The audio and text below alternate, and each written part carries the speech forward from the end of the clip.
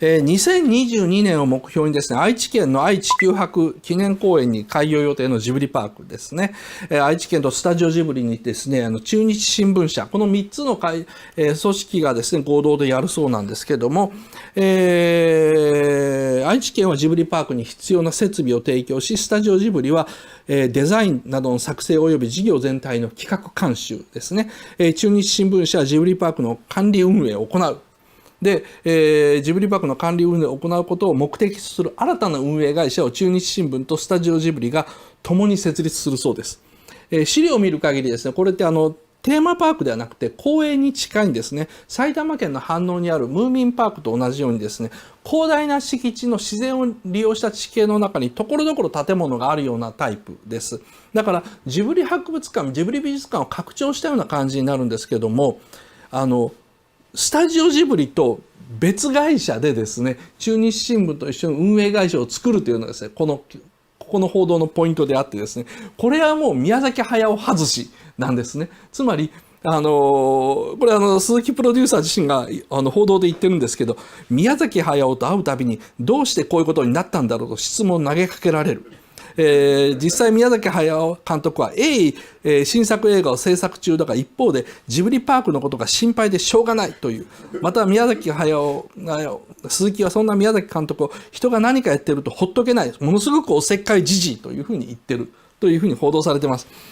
どうしてこういうことになったんだろうというのはですね、前にも話したこれは習字的疑問というやつでですね、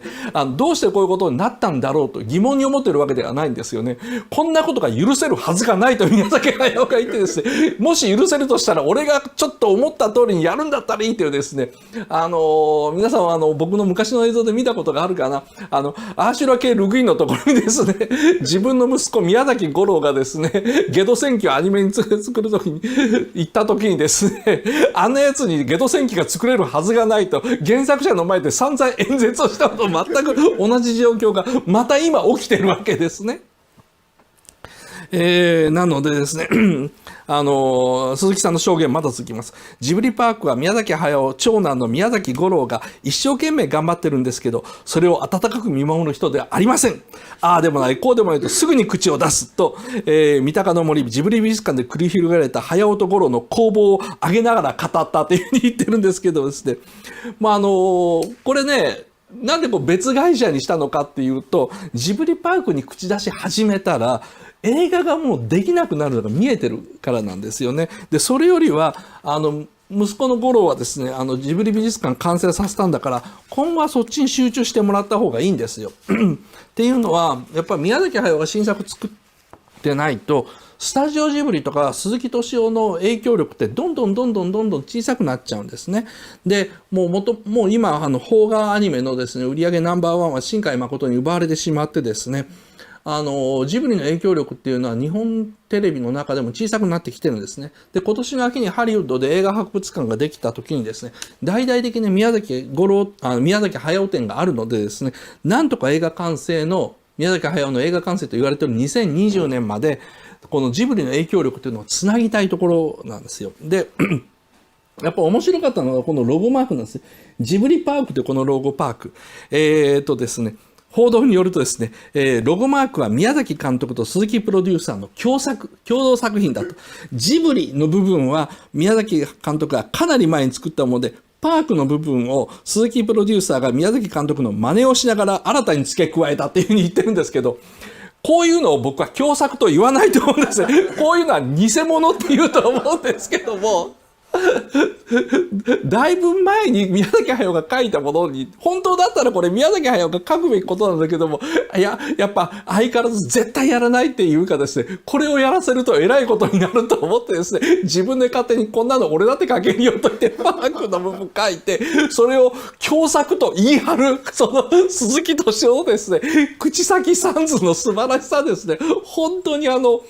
なんていうのかな、プロデューサーとしては超一流、人間としてはもう土三流の人だと思うんですけどもですね、すごいな、面白いな、こんなね偽物を公式がやるっていう面白さですよね。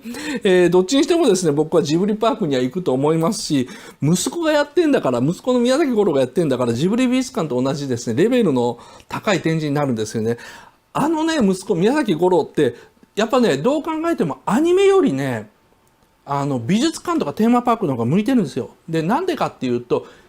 完成させてその完成度を見られるようなものではなくて、永遠に完成せずにずっと手を加えて改良し続けるという博物館の方が、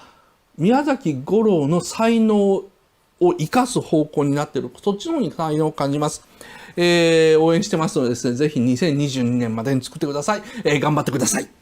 これがですね、もののけ姫のタイトル画面ですね。もののけ姫というふうに出てくるんですけども、このタイトル画面の後ろの模様何かっていうとですね、これ土面、土の面というやつですね。縄文人たちがつけていたと言われる縄文時代の遺跡から発掘される土で作って軽く焼いたお面みたいなもので、こんなやつです。Google で土面で検索するとこういうのが出てきますね。こういうののですね、模様が表されてます。コンテにもこの土面の模様、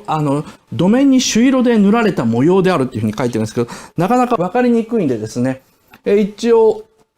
このもののけ姫という文字を抜いた部分を持ってきました。こういう感じなんですね。何かっていうと、これ、一つ目の怪物に角が何本も生えているっていうものなんですよ。で、これは縄文的な模様であると同時にですね、一つ目の怪物に獅子神の頭がついてる。もののけ姫のクライマックスに出てくる獅子神っていう生と死を司る猿みたいな顔をしてる鹿みたいな神様いるじゃないですか。あれの冠を被ってる一つ目の怪物なんですよね。これは何かというと、アシタカの物語を伝えたものなんですよ。で、一つ目っていうのは何かというと、鉄を作る、いわゆる山の民で砂鉄を取ってきて、それを炉で、鉄に溶かしてやる人たちはですね、熱い炉を見るので、みんな目が潰れちゃったっていうんですね。で、それのおかげで日本各地にですね、片目とかですね、あと一つ目の怪物が山にいるという伝説があるんですけども、その一つ目の怪物が山にいる伝説というのは、すべて近くに鉄鉱石が取れたり、砂鉄が取れたりする地方だそうです。そういうふうにですね、鉄の民っていうのは必ず片目っていうような、ルールがあると思ってください。で、同時にですね、片目が潰れた鉄の民が森の神様を殺して、その角を譲り受けたというやつなんですね。で、これ何かっていうと、実はもののけ姫というのは風の谷のナウシカの復讐戦なんですね。風の谷のナウシカと同じことをできるだけリアルに、風の谷のナウシカがファンタジーであったのではなくて、もっとリアルに作ろうとして、宮崎駿が作ったやつなのでですね、割と対応してるんですよ。ナウシカもこの、ナウシカ自身が伝説になっていくところがタペストリーで描かれていると。で、このタペストリー描かれているところから、風の谷のナウシカとオープニングで、これとダブらしでナウシカが始まるんですけども、実はですね、もののけ姫もこの絵とダブらしでアシタカがですね、初登場するというシーンになってるんですね。だから、これ両方ともナウシカと、もののけ姫と同じ構造でできてるんでですね、本編ヒーローの紹介なんですね。で、これが割と分かりにくいと。ナウシカの時にはこういうすごい分かりやすいタペストリーになってるんですけども、なんせもののけ姫はナウシカはちょっと子供っぽすぎたという反省のもとに作られてるんでですね、めちゃくちゃ分かりにくいんですよ。もののけではアシタカの物語がふるさとの村に伝わって、我らが王子の冒険を称える図案としてこう残ってるわけですね。で、アシタカはタタラ場に残りました、映画の最後で。で、仕事を継いだので当然片目は失明したというふうに思われるわけですね。で、一つ目のアシタカというような名前になったんでしょうと。その一つ目のアシタカ王子が獅子神を倒したと伝えられて、でその角も受け継いでいるという土面なんですね。じゃあそれがなんで土面なのかっていうか。わかりにくい理由は、もうすべては鈴木敏夫が悪いんですよ。もののけ姫というタイトルなんですね。もののけ姫じゃないんです。アシタカ石器っていうのが元々のタイトルで、石器っていうのは宮崎さんの造語ですから、伝説だと思ってください。アシタカ伝説っていうタイトルなんですね。だから、このアシタカ伝説というところから始まったらみんな主人公はアシタカだと思って、アシタカの物語を追っかけていくんですけども、もののけ姫にされちゃったんですね。絶対ダメなんですよ、そんなことやったら。この映画がもののけ姫というタイトルにしてしまったばっかり、これ宮崎駿がすごい嫌がったんですけど、鈴木敏夫が先に金曜ロードショーでオンエアするという方法を取って無理やりやったんですけども、それのおかげですごい印象が歪んじゃってるんですね。で、もののけ姫というタイトルは、例えば、風の谷のナウシカのタイトルをですね、大怪獣オウムにしたと思ってください。で、あの映画が大怪獣オウムというタイトルだったらどうなるのかっていうと、ついついみんな、オウムを退治する話なんだとか、誰が退治するのかとか、ラストでオウムは森に帰ってまだ生きてるから、次はオウムは何と戦うんだろうっていう。ゴジラを見てるのと全く同じ話になっちゃうんですね。だから、ゴジラっていう映画がもし違って、科学者芹沢の悩みみたいなやつだったら、全く違う文芸作品っぽい受け取り方になる。それぐらいタイトルの印象ってね、すごい違うんですよ。で、明日が伝説だと思うと分かりやすくなると。で、タイトルがもののけ姫っていう風に変えられちゃったもんで、宮崎駿はわざとらしいぐらいナウシカと同じシーンを入れて、これこういう意味だから間違えないようにねっていう風にいくつも注意点作ってるんですけども、ナウシカと同じ意味だよっていう風に同じようなシーン入れてるんですけど、それがあまりにもですね、知的と言いましょうか。頭が良すぎて僕ら凡俗にわからないんですよ。